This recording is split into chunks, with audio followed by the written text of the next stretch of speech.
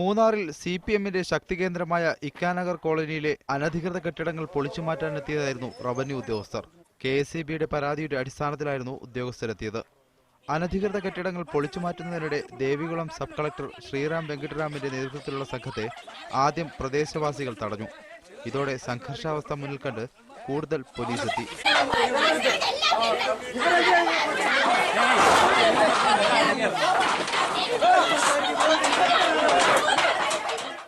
ഇതിനിടെയാണ് Devikulam MLA S. രാജേന്ദ്രന്റെ ഭാര്യ Latha revenue ഉദ്യോഗസ്ഥരെ തടഞ്ഞത്.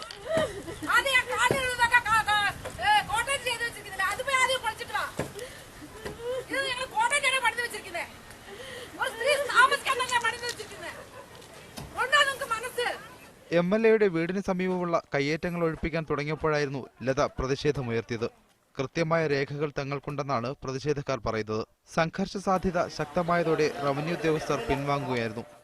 ബിജു തറയിൽ, മീഡിയ 1, ഇടുക്കി.